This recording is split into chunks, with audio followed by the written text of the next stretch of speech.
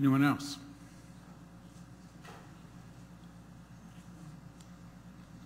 Okay, thank you, everyone.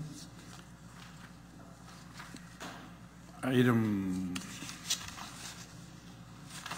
2G, resolution authorized participation of the city. Excuse me, Mayor.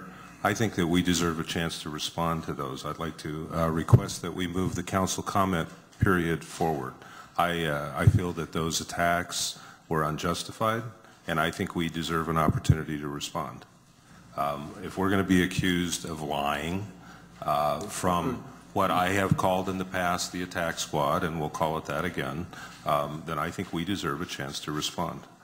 And I don't want to wait until 11 o'clock tonight. I think we're entitled to that. I think you've begun your response. Continue on. Okay. Yes, I think it's very evident that this is what I have called the attack squad, and these are people that have provided legal advice. Mr. Kelly has provided legal advice to the former city manager and has threatened us on numerous occasions with legal action. Excuse me, Mr. Kelly, this is my opportunity to speak, okay? He has put on the dais in front of us that if we don't do this and we don't do that, that we are subject to legal action. He made another threat tonight. The city attorney, who he referred to that we would have a new city attorney tomorrow, he's entirely correct. And here's another case of an employee who was terminated, a staff employee who was terminated, and that's City Attorney McGarry. Was terminated by our interim city manager today. And, you know, interestingly enough, no public discussion whatsoever. But Mr. McGarry, I have found over the last few months to be a man of very high integrity who has managed to make everybody mad along the way here. Mr. Frazier, the council, whatever, which tells me that he was actually doing a good job. And even though that interim manager Sampson has terminated his contract, he still sat there tonight and said that he didn't think we should open up her contract again, that she was entitled to the benefits she asked for on her contract. I guess the point I'm trying to make is Mr. McGarry, I feel, is a man of high integrity. I haven't always agreed with the way he's handled this, but he has been willing to stick his neck out and to do what he thinks is the right thing for our citizens. And his reward for that, because he cannot be controlled by senior staff, senior management, his reward for that is termination of his contract.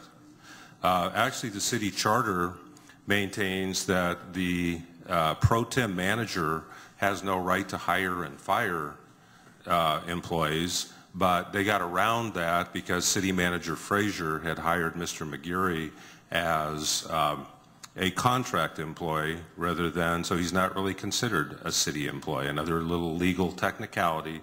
So we don't like what you're saying, Mr. City Attorney, so we're going to terminate your contract. So now we will have, starting Friday or Monday, we'll have yet another city attorney. Hopefully the newspaper will get this one straight, that this one was terminated by management. I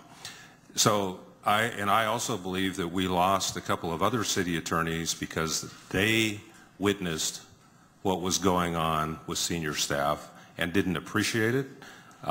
They didn't feel ethically that they could do some of the things that were demanded and expected of them. They witnessed unethical actions, including our former city manager excusing himself from an executive session, turning on the speaker outside and going outdoors and listening under the speaker while we conducted an executive session. If that's not unethical, I don't know what is. And City Manager Woodburn witnessed that and commented on it in the paper the next day.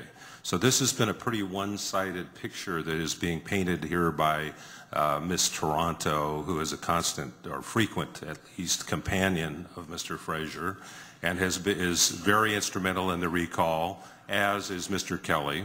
And so I resent the fact that they can get up here. I mean, if they think it's a threat to this city council that we don't make $200,000 a year as the city manager did. We are volunteers, and I don't think this threat of recalling us really is anything that really any of us up here are really that worried about. We're doing what we feel is right, and we are voting our conscience, and we need a city manager that we can trust and have confidence in, and 6 of the 8 councilors up here said that didn't exist. So take all the notes you want. You know, the recall people didn't even have the courage to show up at a debate to come in and talk to us and to the public. The press was there. It was a perfect opportunity, but because they know their allegations won't hold up to scrutiny, it's better just to not show up and address them. So I really resent the implications that were laid out there tonight. I'm sorry that our city attorney has been terminated because of the fact that he wouldn't do everything he was told and expected by the city manager and interim city manager. I think it's disgraceful.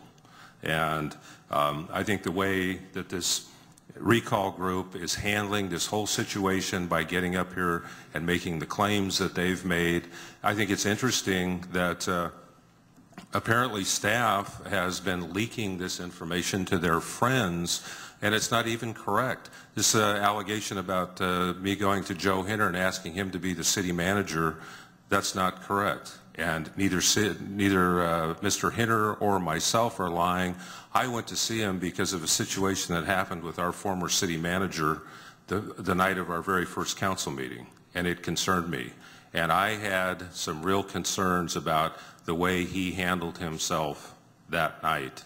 And because of that, and because of the fact that he told us that night he already had resumes out for another job. So don't tell me how much you love Grants Pass when you have resumes out. The resumes went out that winter before this council even had their very first meeting. And when I found out that he could possibly leave potentially any day, and the display that happened the night of our first council meeting, I was concerned enough, and because I trust Joe Hinner, I went to see him and I told him what happened. And I said, I'm really concerned we may be without a city manager here soon, and what do we do?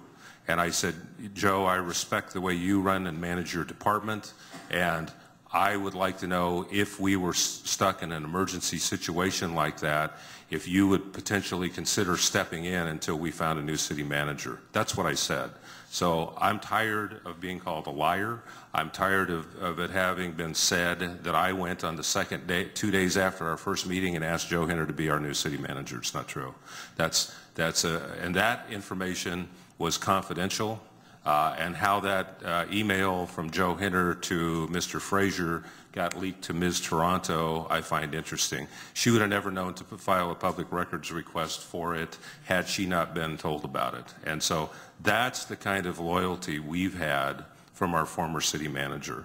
And I think it's detestable that these people who are unhappy that 4 new councilors got elected in November, and their goal has been from day one to figure out how to get the 4 of us off of there so that they can regain control of the council.